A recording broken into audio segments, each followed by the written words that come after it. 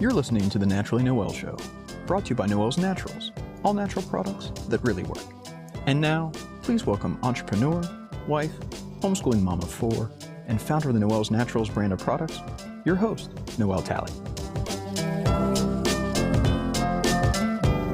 Hi friends, welcome to the show today. I took a few weeks off. I wish I could say that I was busy. I guess I was busy, although I'm trying to reject the usage of the word busy. But just kind of floating into summer with my kids and just trying to be present. We've had a lot of projects going on at the farm and just some little like admin things going on at the office. And so I didn't get to the podcast. And in the past, that would have been something that gave me a lot of anxiety and made me feel like I need to rush and get to it. But, I've really just been working on not feeling that hustle culture. And that's really so apropos for our conversation today, because today our guest is Stacy Myers, and we are going to go deep into just sort of that temptation as a mom to feel like you have to do more and be more, and really just kind of paring it back to being a little less busy and being a little more simple and present with your family. So a little bit about Stacy. If you don't already follow her, definitely follow her on Instagram, Myers Family Diaries. Stacy is a wife, homeschooling mom, and social media personality. Her page chronicles the real life inside a larger than average homeschool Christian family, bringing relatable laughs, parenting hacks, and biblical encouragement your way. So we just had such a good time together, and I know you're going to love our conversation today. Here we go. Okay, well, welcome today, Stacy. I'm so glad to have you. I feel like I'm chatting with an old friend because I've been following you on Instagram for so long. I feel like I'm part of your family. Oh, good. That's always been my goal. And that's why I always say friends whenever I get on my page, even though every expert in the book tells you, do not say that. And I just really don't care. So that's my goal. I love that. Well, I started following you probably a year and a half, maybe 2 years ago, when you were Humorous Homemaker, and I was just so refreshed by just how funny and lighthearted and encouraging your content was, and I just really resonated with it. And even though you're honest about parenthood and family, it was never in a derogatory way towards your children, and you always just had this perspective of your family being a blessing. And even though kids are hard, there's still such a joy. And I just think you do such a good job of sort of representing that. But you kind of took a shift over the last year, and you took a break. And I would love to just kind of talk to you about what led you to that point, and kind of how you started in social media, and then how you got to that journey of taking that break. Well, I learned most of my lessons by messing up. That's how I got where I am today. I just continually keep messing up and redirecting my course back on to where I'm supposed to be going. But I did not start on social media. So I started almost a little bit before social media was a big thing. I had just had my first child, and I was teaching frugal living classes in my local area, and people wanted a place to go after the class was over. And so my husband created a website for me, and that's actually where I started, was just as a blog. And then a social media was added later. I don't really blog anymore. I know people say blogging is not dead, but it feels dead. It feels like it needs CPR. So I do not blog anymore. I guess you'd say I micro blog on Instagram and Facebook. And it's just basically, it has become a log of our life. That's not how it started out, but it has become kind of, and I call it our diary. It's our diary of our family. So that's how I started, was teaching frugal living. And then I took my first shift when our family and it was just me and my husband and my daughter. We had this challenge, and it was called Stacy Goes Storeless, because one of the things that I taught people was how to stock their pantry and their freezer and how to coupon. So I had a very large pantry and a lot of stuff in my freezer. And so we aimed to go an entire month without going to the grocery store. And what we learned by the end of the 30 days was we felt like crap because a lot of the things I was buying with the coupons was processed food. So Yes. even though my freezer was stocked and even though my pantry was full, it was not full of real whole food. So we got to the end of that 30 days and we were like, this is terrible. And we don't do things halfway. We're like a jump in, all or nothing, jump in naked. Girl, So I feel you on that one. we jumped in naked. I don't understand people who can do things a little bit at a time. I won't stick with it if I don't just do it. So I got my first purchase was a Berkey water filter, and I just started buying things one at a time. And as I would run out, I would switch it to something more natural. So then I bought a grain mill. So then I bought a bread machine, and I just gradually went over to this more natural lifestyle. I would not call myself crunchy. I've recently started calling myself air fried because it's fake crunchy. It's crunchy that wants to be fried, but it's not really fried. It's air fried, and that's me. I'm air fried. I love Um, it. because I mean, I still like lots of conventional things, and so we have just decided based on situation what it is we're going to do. But that was my first big shift, and then after that, I shifted into mentoring people as a homemaker because that was what I kept hearing from people that they needed, whether it was they had just gotten married or they'd been married for a while but had never been taught from their mom or anyone how to keep a house. And so that was what I started sharing. So then I shifted from Stacy Makes Sense into humorous homemaking. Another thing that experts will say, do not do that. I've done it 3 times now. So I think my MO is now whatever they say not to do, that's probably what I'm going to end up doing. So I was humorous homemaking for years and I got caught up in the mom boss, sleep when you're dead, crush it all the time mindset. And if you've never been in that, I'll just tell you it's really easy. It's really easy to fall into it because it's all over the internet. It's, all the books, if you go to the store for women, are about how to crush it and how to be, and I'm woman, hear me roar. And I bought into it hook, line, and sinker. I said so many stupid things I'll never be able to take back and I'm so sorry for. So I'll probably continually be apologizing to people for embracing that lifestyle and teaching other people to do it. And it never stops whenever you're living the mom hustle culture life. It's never over. And you think you'll achieve a certain status or a certain place in life and you'll be like, this is when I'll slow down. And there is no such thing. There's no point where you get to where you feel like you've arrived and don't have to keep, you know, losing your life on the internet. So my husband and I were actually at the beach on a trip. And while we were there, our kids were here at home. We were there with other people at the beach. And both of us, while we were there, we were like, what are we doing? We're here at this amazing, lovely beach vacation, and our kids are at home, and we keep leaving them to go do other things. And I knew that that was a shift for us because my husband and I were very different people. And so anytime he or I both have a same thought or a feeling, we know that that's something that we really are going to have to, we're going to have to catch the bull by the horns and go with it. So I did an immediate shift.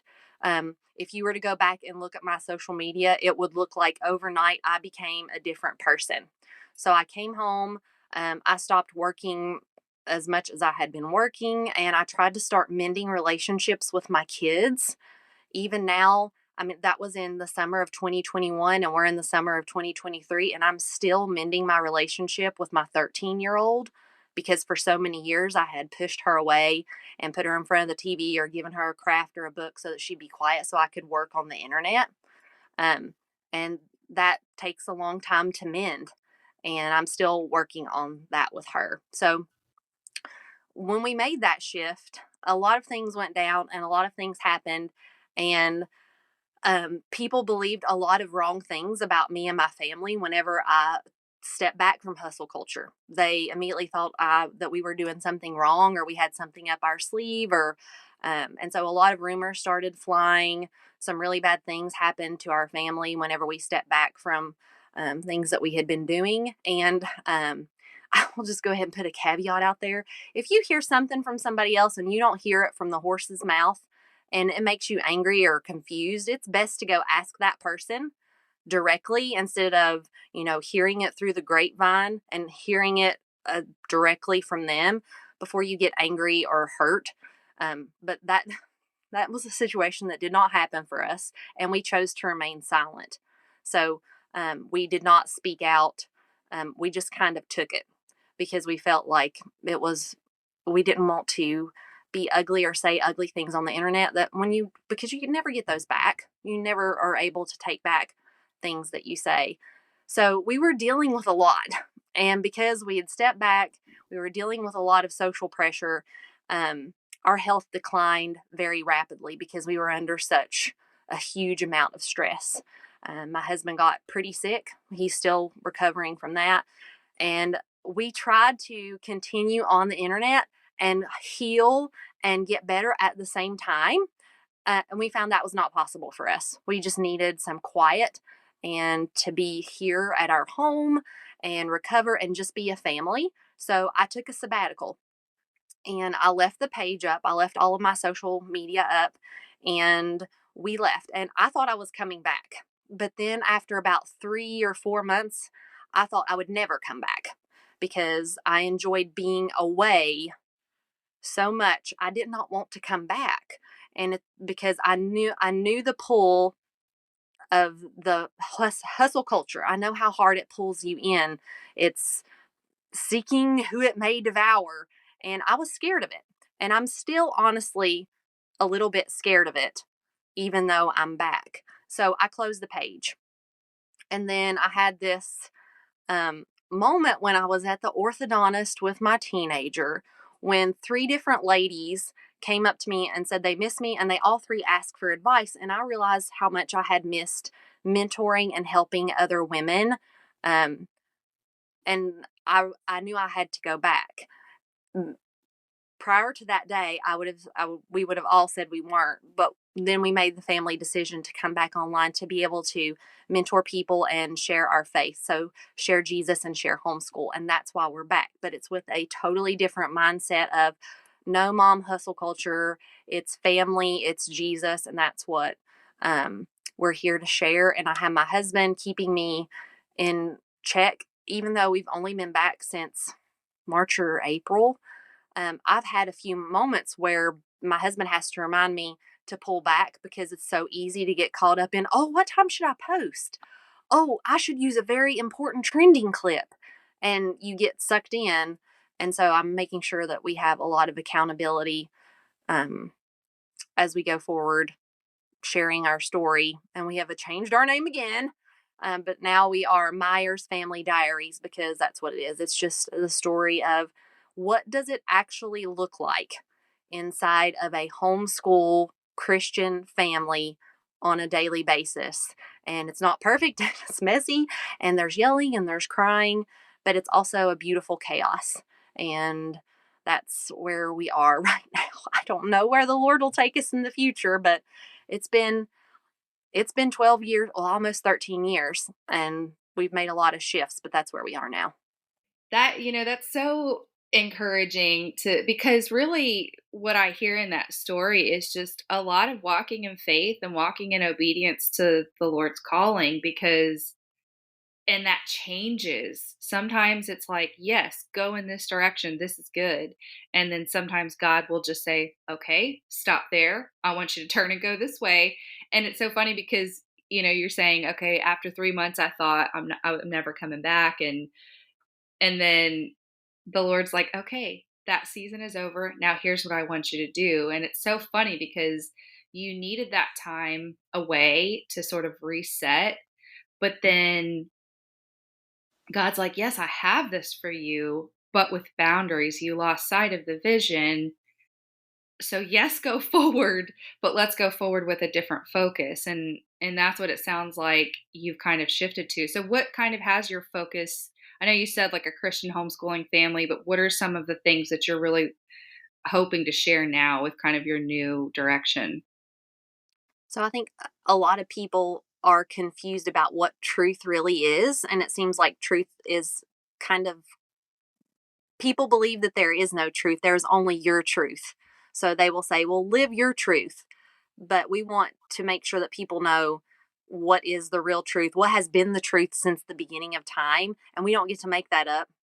So I don't get to choose. They may say, choose your, what is it, choose your truth or whatever the thing is that people are saying now. But that, I mean, if everybody did that, oh my goodness, we'd be in really big trouble. So we're here on the internets to share what is real truth, where is the source of truth, and how, what does it look like to live in that and be a witness to other people? Because a lot of people are just sad and confused, and the world doesn't have to live that way. It's chosen to live that way. Yes. And I so resonated with what you said about the mom hustle culture because, I mean, for me, I really found myself in that place. I started this company as, I was just making some DIY stuff, making some little products in my kitchen for my family. And then before I had a blog too, back when blogging was the thing. And I would just kind of share recipes for different, deodorants or a skin balm. And then people started saying, well, why don't you make this stuff and sell it? And I'm like, yeah, sure, I'll do that. Make a little bit of extra cash on the side. And then it became a thing. And then dozens of people wanted it. And then hundreds of people wanted it. And then suddenly thousands of people wanted this stuff. And then, it just kind of exploded. And all along the way, I definitely felt like God's provision was in that. And this was what He had for our family. But then there gets this point, especially with social media, where you start to get lost in like, why am I even here? What am I doing this for? And I found myself at a point where I had, I thought I was a stay-at-home mom. I thought I was homeschooling my kids. But then, I had a nanny 1 day a week, and then 1 day turned into 3 days a week. And so I've got a nanny 3 days a week. And then on the days that I'm home, I'm like half working and yelling at my kids because they're being too noisy and I'm trying to get work done. And I realized this was not exactly what I meant for it to be. It started out as something good, as wanting to create clean products for families and wanting to support women and be a reliable company that people could know that they weren't going to get junk from. And that's a good thing. And then it became hustle, hustle, hustle, go, go, go, push, push, push. And the Lord just like yanked me out of that and just completely pulled us out of the lifestyle that we knew. We had something very similar. It wasn't I'm not as present on social media as you were, but for me, it was just kind of like leaving our community. Now we live out in the middle of nowhere, in the middle of a field with a bunch of cows around us. And God was literally like, I have to pick you up and take you out of this hustle culture that you're in and get you to a quiet, still place where you can rest. And it's been kind of just, it's so funny because like in this culture, it's like the goal is to work toward more. And Mm-hmm. I have heard so many women lately just saying how hard they're working to simplify their life. And isn't that funny? Like, isn't that such a first world thing to imagine? Like, how do I work less? When there Yeah. are people in other places that are just struggling to survive. And here we Mm-hmm. are, we don't know how to just rest in what God has for us. It's such a weird dichotomy. Yep. There is no fulfillment. So we're lied to and led to believe that there will be fulfillment with the next sale, with the next follower, with the next 100 views. But there's no fulfillment in that. And then we lose sight of why we're doing it in the first place and what our goal is here. And then we stop relying on the Lord. We try to do it all ourselves. So I'll do it myself. I'll do it myself. And I know that was the biggest thing um, that I've had to turn from and ask forgiveness is I stopped relying on His provision because I could do it myself. And when that was taken away, I had to realize that I had done it to myself. But we have to work hard to simplify because we do buy into the lie. If we didn't buy into the lie that we could find fulfillment or we could be a boss mom in the hustle culture and work, work, work, and be fine. If we didn't believe that, we wouldn't work hard to simplify, but it's because the whole world believes it and it will pull us in. That's why the world wants us to have our kids in every single sport and every single activity. And even with church, we should do every church activity and we should make sure we know everything that's going on in the news and keep up with all the podcasts. And we're just not meant to live that life. But that's probably why it's hard and we have to work at simplifying because it's so countercultural. So we have to back away from it and tell people no. That takes it's so much harder to tell somebody no than to tell somebody yes. Yeah. Yeah. It is. So, what are some practical sort of boundaries that you have put in place with yourself and also as you're modeling for your family, sort of fighting that culture of busyness? So I will now take breaks whenever I feel like I need them. I've taken one already just since I've been back for several days. We're not on social media on Sunday at all. I do make sure I turn it off by a certain time of night. And if you follow me on social media in my stories, you'll see I do turn it off. I'll say good night and then I don't turn it back on the next day until I've been up. I've helped my husband. I've been in the Word. I've done other things before I'll even get on social media. And so I've set those boundaries. I've also tried to make sure that I'm not on my phone as much. I mean, it's kind of hard to not be on your phone. Your friends are texting you, your parents text you, the church texts you, but um just making sure I'm not on it all of the time so that my kids see me doing my devotions and my kids see me reading books and my kids see me making dinner. They don't just see me on my phone all the time. Yeah, that's a hard one because I read on my phone a lot. And my kids see me on my phone. They don't know that I'm not scrolling social media, that I'm Hmm. actually reading. But one of the things I've had to even, you know, it, it talks about in the Bible that like in the last days, there like knowledge would increase. And I Hmm. mean, boy, are we in that place now. And it's so hard for me being someone who I love to learn and I love to research, having such a powerful tool in my hand at all times where any question that pops into my head, and I have many, I'm such a curious person, and my kids are super curious. That's a huge part of our homeschooling is, you know, child, interest led learning. As they are curious about something, we say, I don't know, let's figure that out. And that's kind of how we do things.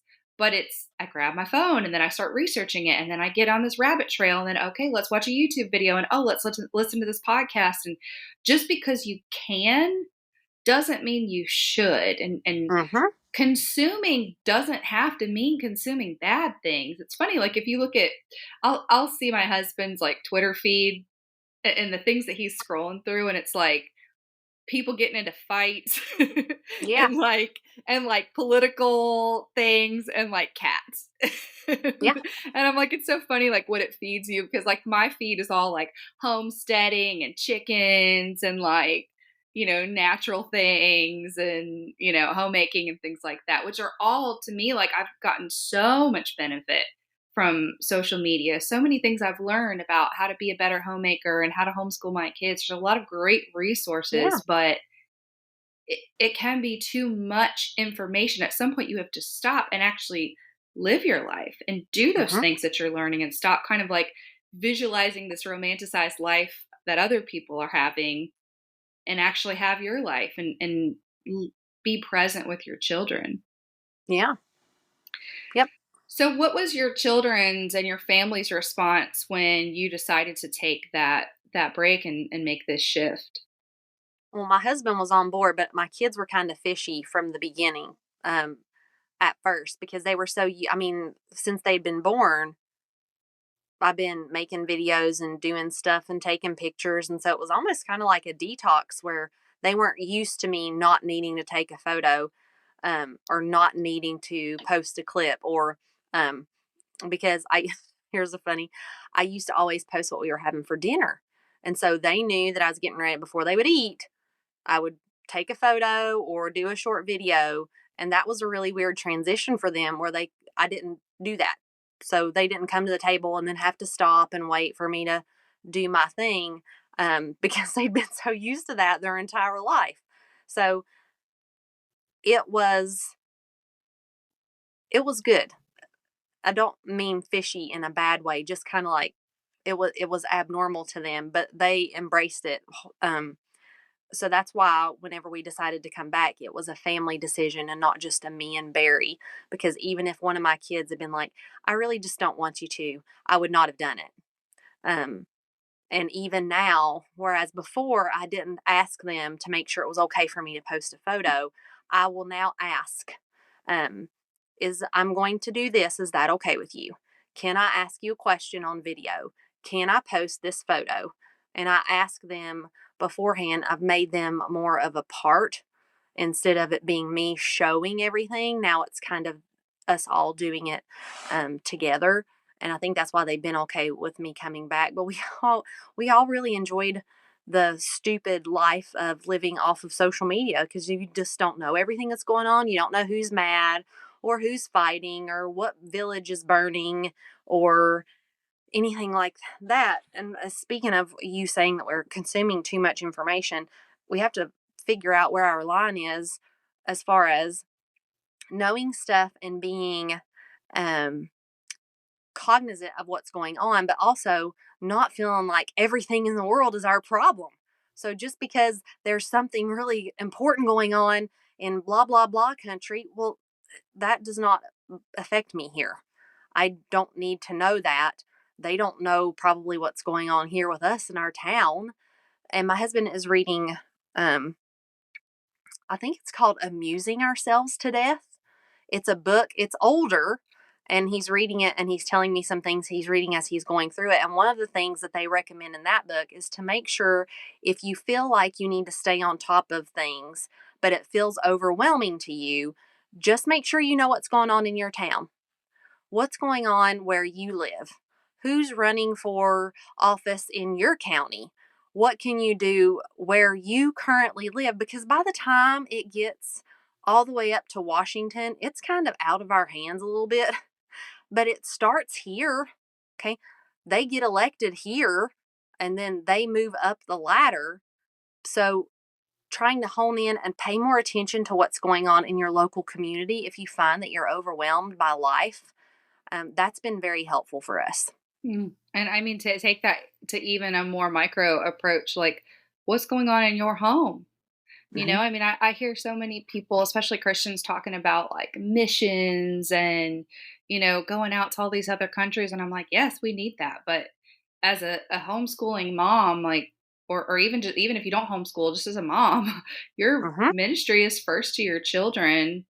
And I wanted to touch on, as you talked about like getting permission from your children before posting.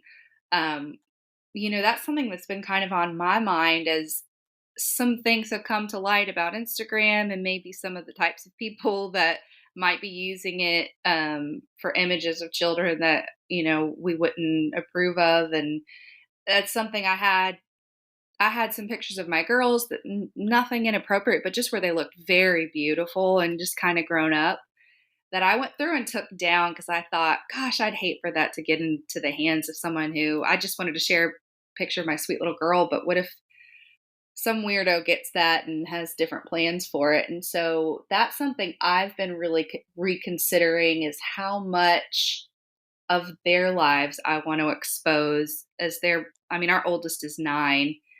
Um, so the littler ones don't have a whole lot of consent that they can give. And I've just kind of Yeah. chosen to expose them and expose our lives in some ways. And, you think about these children as they get older, their entire lives will have been chronicled, and they'll get to a job interview somewhere and there will be a picture, of them as a little kid that's out there. And so it's something that's just on my mind. I haven't quite landed on whether I will completely not share my children with the world at all, but it is something that I've been sensitive to lately. Is that something that comes up for you? Yeah, I mean, it's hard not to with all of the things that you see. So I'm just like you, I'm cognizant of what I am posting. I will not post pictures of my kids in bathing suits or pictures of them in the bathtub, or anything like that. And I think a part of me thinks that if someone wants to take a picture and make it something bad, they're going to do it. And so if I can be smart with the pictures that I do post and someone chooses to use them in a bad way, I mean, it's almost impossible to avoid. They could take a picture and use it in a bad way of your child at the park while you're there with them. Um, and it's hard. It's really hard to know what is the right thing to do. But employers do look. My husband, part of his job is interviews and hiring where he works, and they do. They look. They go in and they look at your social media and they Google your name and they go in to find what you've been doing. So it is something definitely to think about and consider. And I will just be honest and tell you, I don't have a good answer. I don't have the right answer. And so my answer is I don't know. I don't know. And that's okay too. Like, that's one of the things that I feel like was just so, like, drew me to you, is that it's not perfect. There's so many people there's enough people out there saying, hey, I've got it all together. My children are all dressed perfectly all the time. And my house is, perfection all the time. And that's nice and pleasing to look at. And I like to look at those pages and dream that my life would look like that. And I think a lot of people probably see me and think, people do ask me that a lot. How are you always so put together? And I'm like, well, listen, I wear lipstick and put earrings on. You can do that too. Like, that doesn't make me put together. Like, most of the time I have sweatpants on and a mom bun at home, but it can look a certain way from the outside, but you never know what's going on behind closed doors. But I do love how you're not perfect, and it's so approachable and it's so friendly, and it just, like I said early on, you feel like a friend, and that presence is one that says, like, you're welcome here. And I feel like as we're creating space on social media, and that's either one that is educational or entertaining or uplifting or encouraging, but there's a culture to your presence online. And you have to ask yourself, especially as a believer, what culture am I putting out? Is this one of exclusivity and I'm the expert, and if you'll just do as I do, your life will be perfect? Or is it like, hey, we're all in this together. Like, how can we encourage one another? Does that resonate? Yes. I think that's why, and I hate saying this because it makes me, bleh. I think that's why people like following my page. Ugh, I hate saying that because I feel like I'm just a normal person. I mean, I don't even really have that many followers when it comes down to it based on some other people. But I think the reason that the people like following our family is because I don't mind sharing when I mess up, when the kids mess up, and I do it in a way that does not degrade them. So I'm not going to say, oh my goodness, my kid made this terrible mistake. They're so stupid. Now I need to go drink and get drunk and sleep my woes away and take me to Bermuda so I never have to return. Mm. Um, I don't want them to think that or that to ever come back to be something that they can hear or see. And I don't feel that way about them. So I feel like we can share real life and in a non derogatory way about ourselves. Like this morning, I was dropping my kids off at church camp. Okay. I thought all of them had gotten out of the van, but apparently I still had one in the back who was trying to get out. And while he was trying to get out, I'm closing the door and trying to pull away. And in the process, someone dropped their pack of crackers and I ran over them with my van. So I'm, that's what really happens. But people just want you to see beautiful pictures of you dropping your kids off and at church camp, but I've ran over some poor kid's lunch today. So, whoops. You have to balance the being able to tell the real, but also telling the beautiful. And I feel like most people online, what they want to do is either only tell all the terrible or only tell all the beautiful and not have the balance of, hey, life is both. Yeah, Life is both. I love that. I saw something a few months ago, and it was something about, like, normalized messy houses. and like people were posting pictures of like their disgusting living room. And I'm like, all right, listen, like, yeah, all of our houses get messy. I don't know that that's something to normalize. Like, let's have a welcoming and hospitable home. Let's teach our children the value of taking care of their belongings. Let's, let's take pride and be good stewards of what belongs to us. Like, let's not live in squalor, Yeah. That doesn't mean you have to have an Instagram perfect Nope. home. It's So not the same. to me, it was a weird thing. It's like, okay, I get what you're trying to do. I get you're trying to say, I want to feel okay about not being perfect. And in that, we're trying to normalize these things that are really just falling short. And that's not judgment. That's saying, hey, maybe you need some time management, or maybe you need to get on your kids and get them involved in chores. Maybe this needs to be a family thing. Like maybe it all falling on mom is not right, and maybe there's some issues there. Like let's solve those problems of why you're not hitting the marks that you want to hit, but at the same time having grace for ourselves and having grace for each other and being able to laugh at those funny moments. I love that you sort of balance that between like, yeah, it's normal and messy, but it is also beautiful, and let's like lift up those things that are good gifts. Yeah. I think too, um, we glamorize the hot mess, hashtag hot mess, and everybody wants to be the worst hot mess. Mm. When, I mean, we all have hot mess days, but there's a balance between perfection and hot mess. And I think that's where most of us want to fall. But whenever we put too much emphasis on the perfect, we can also put too much emphasis on the not perfect. Like, oh, my house is just a giant train wreck. Oh, well, it's fine. Versus my house is perfect. If you drop any crumbs, I'm going to scream my head off. Um, it There's that middle place where we can live, where our house is tidy, so we can have company. That's really important to me. So that I always feel like someone can come in and I'm not embarrassed at what our house looks like. But also, there's always crumbs all over my kitchen counter, and there's always crumbs on the floor. And Ruthie, who is my 7-year-old, always has her Shopkins spread out all over my house like landmines. So there's a difference between, um, like I said, perfection and the squalor. And if you can live in the middle, um, life just seems a lot less stressful. How do you think that you have found that balance? I will just throw out, I feel like having a good sense of humor is part of it. Yes, I mess up a lot. So I know whenever I try to keep a perfect house and I start to get stressed out and I get angry with my kids and my husband will call me out in a loving way. Um, so that I know that I'm being too hard on them or expecting a perfection that, I mean, it shouldn't be there. But kids have also taught me just to be laid back. Um, they teach you that because you can't have 4 kids. I'm not, how many do you have? We have 4. You can't have 4 kids and have a perfect life. Mm.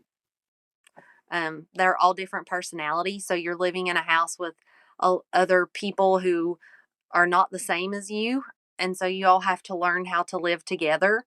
And I've just kind of learned by messing up, I have learned by being that mom who's a total pain in the neck.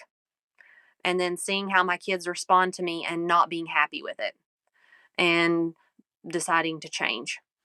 So you talked a little bit about the repair that you had to do in your relationship with your kids. Talk to me a little bit more about that. I learned a lot from Crystal Payne at Money Saving Mom because she's always talking about how to love your kids well, and I'm just now picking up her love centered parenting book to read.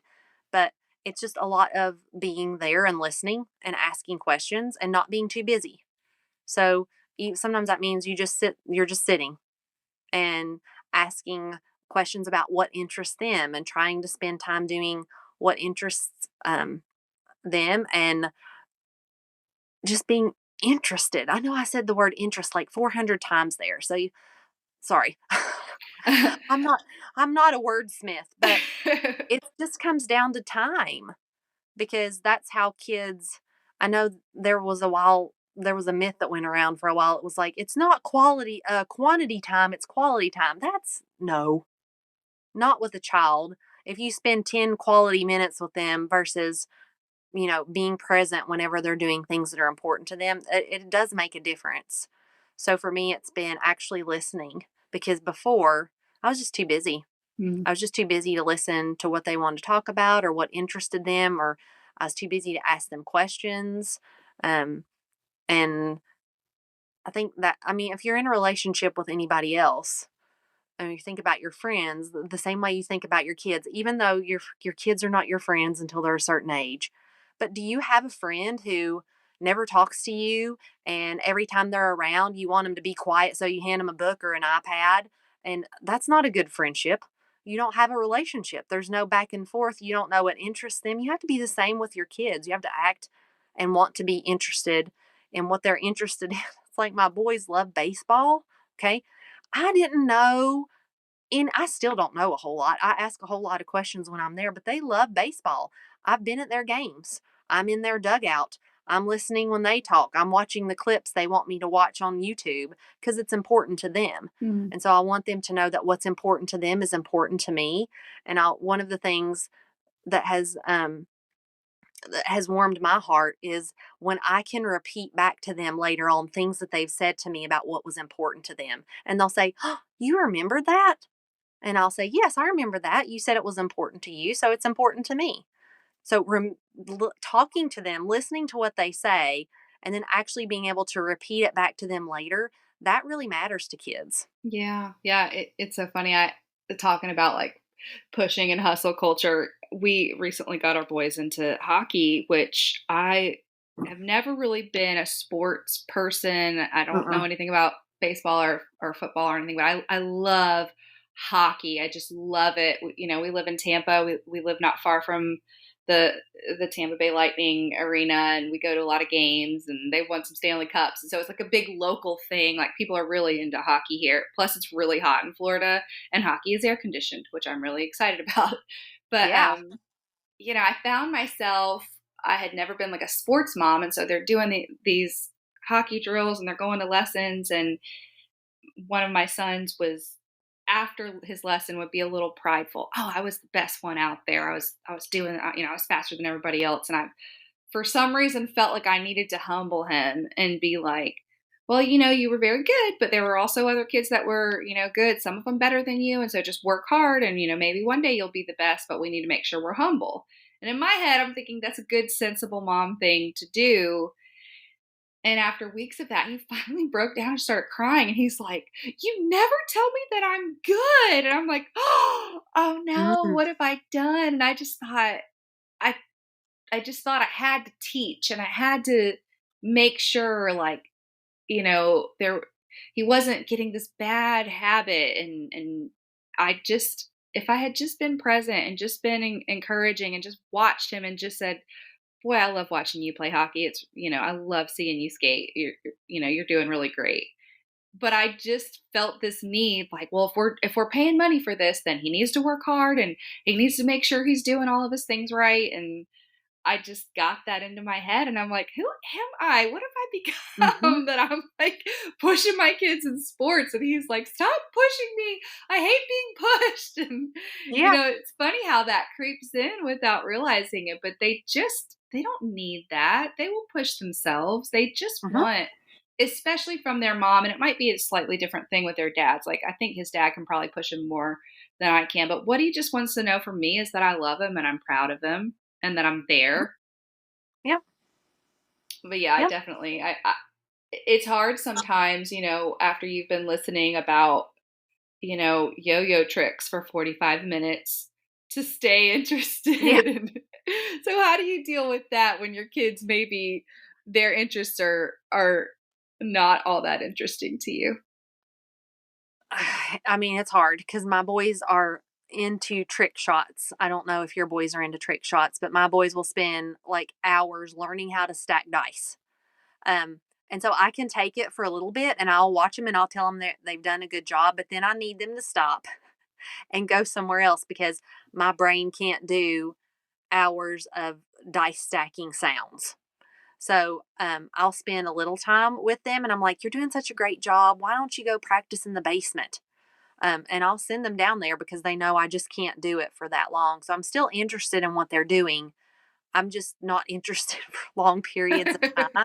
I'm interested enough to know that what's important to them, and I can repeat back things to them that they want to say. But also, we don't have to torture ourselves. Mhm. We don't have to forget everything that's important to us, just to make sure we only do what they do. But I mean, it's a balance. Yeah, All of life is a balance. that's fair too, because even in adult relationships, that's a boundary that we can have. Hmm. My husband's very extroverted and I'm introverted, and he knows that I have a limit of how much conversation I can handle. And he'll want to Hmm. talk to me about stocks or something, and I will listen. And then at some point, I'm like, all right, you've lost me. And he's like, Hmm. okay, that's fine. And we're both okay with that. And so I do think that's a good analogy. Like, adult relationships, how would you treat those people? Are you speaking to them with respect? Would you ever talk down to them or belittle Right. them the way you might a child? No, you wouldn't do those things. But you also have boundaries. You don't spend all day long, doing things you're not interested in. You'll give a little bit, but say, okay, I need to step back a little bit. So I think Yep. that's fair to have grace for yourself in that way. Yep. Yep. So what would your final piece of advice be to our listeners who um really, I feel like if we boil down kind of our conversation, what it really sounds like the theme has been is just finding balance in your life and prioritizing what's most important. How do you think that people can really hone in on those things for themselves? So I will say that if you are a Christian, you should start your day in the Word before you start your day in social media, because that's been a big help to me, to start there every single day and make sure that I'm on the right path. And then you have to know what's a goal. What are the goals for your family? What are your family's goals? Is it to have dinner together every night? Is it to do devotions before bed? Is it to make sure you have at least a couple meals together? Is it to make sure you're all at church together on Sunday, or that you spend Saturdays doing a certain activity? And know what's important to your family. We know what's important to our family, and then having accountability for that, because a lot of times we'll say, this is my family's list of important activities, and then you never do them because you've got them written down on a piece of paper. You think, well, I've done that. But I make sure I have people who keep me accountable and make sure that I'm doing the things that are important.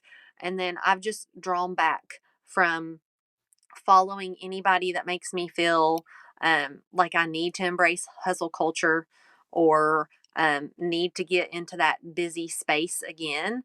And I just don't pay attention to those things anymore. I just make sure that I'm keeping the Lord always in front of me, as my focus. And that will help. And making sure you have an accountability partner who you can talk to and say, hey, this is what's going on. An accountability partner's job is to remind you, hey, you said on Saturdays you were going to take your kids roller skating. How's that been going? Are you all still doing that? Or did you get too busy doing other things? Keep the things that are important before you, and set up some type of accountability measure. And I mean, you don't have to have a friend necessarily. Set up a reminder on your phone on the 31st of each month to say, hey, this month I said we were going to have dinner together 5 nights a week. How's that going? And then stop and reevaluate and stop and reevaluate. We recently sat down and had like a family meeting Hmm. where we talked about our mission statement. We asked the kids questions about our family culture and what we were fostering and what we were presenting to the world. And we kind of went through like words that we wanted to represent our family. And we decided, really more Adam and I kind of sharing with the kids because they're a little too young to kind of give back meaningfully in that conversation, but they did have some things that they brought up. But we talked about how we wanted to be a blessing to other people. That was kind of our key word, and that we wanted to be a blessing to each other, and Hmm. that we didn't want to be, and that goes for me too. I want to be a blessing to my children, and I didn't want them to feel like I'm just coming down on them all the time, or that we're always, just bringing the law. We wanted to have that relational Yeah. aspect too, where they felt blessed and loved by us. And that was something that we really have been focusing on, is as a family. And it's a word that we use, are you being a blessing to your sister? This morning we have an hour commute into town on days that I come into the office, and the kids had a blanket in the back seat, and one of them had it all pulled over to their side, and the other one's like got one little corner of the blanket. And I'm like, are we being a blessing? Can we share this blanket? Is that being loving? And just that key word really seems to trigger, like, oh, that's right, we do want to be kind and blessing and loving to each Yeah. other. We have something similar. We say, are you choosing kindness? When you did that, did you choose kindness? So it's very similar. Yeah, that's a good family thing, to have a thing for your family that you ask. That's really good. Yeah, yeah. I wish I could take credit for it. I'm sure I got it from Sally Clarkson or No, she's or great. someone else. One Mm. thing too that I did pick up from Sally Clarkson that I love so much is she, all her children are grown now, but she talks about how she's such good friends with all of them Mhm. because when they were young, she delighted in them, and she just was so tickled by them. She just thought they were the most interesting and cool people to be around, and she really just poured into them and spent time with them. So Yeah. now that they're adults, they want to be with her. They have that relationship, and it's not like she was a passive mom or was buddy buddies with her friend. She obviously had discipline in place, and they had structure. They were a homeschooling family, but they knew they were delighted in by their mother. Yeah. I feel like that's so important, and I love that you talk about that, like being interested in your children, because Mhm. they need to know that we like them, that we want to be with them. Yep. And I want to remind people, it does not look perfect, and it won't look perfect every day. I am an imperfect person. I am a hothead. I have a really bad temper. And I'll tell you that if we're running late to anywhere, that's when my temper will come out really fast, and I have really biting words. And so, even though you're learning to love your kids and ask them questions and spend time with them, you're going to mess up and you're going to lose your temper, and it's not going to look beautiful every day. But normalize apologizing to your children, so that whenever you do mess up, yesterday we're in church camp this week. So I've been taking the kids and dropping them off. Yesterday, it was a crazy house here. I do not know what went. It was a full moon at 7 a.m. in the morning or something. But everybody was on edge. We were all snippy. It did not go well. And then before we could even get to the church to drop them off, I was apologizing because I knew I had been wrong. My attitude had been bad. I had not chosen kindness. And so I made sure that they knew I apologized. So do your best. Um, Ask the Holy Spirit to guide you and be with you. But then also remember, you are human and you're going to mess up. And if your kids think that it's normal to hear you apologize, it will also become normal for them to apologize when they have done something wrong. You'll have to go back and listen to my last episode, because I talked about how I would get triggered by running late and how my kid Yep. called me out on it. Yep. It's And a trigger. It is. Yeah, I had to do some serious soul searching and figure out, why do I get this way, and why do I think it's okay? I think that it's a virtue to be on time, and it Yeah. merits my bad attitude, but the Lord really kind of convicted me on that through my child. Yep.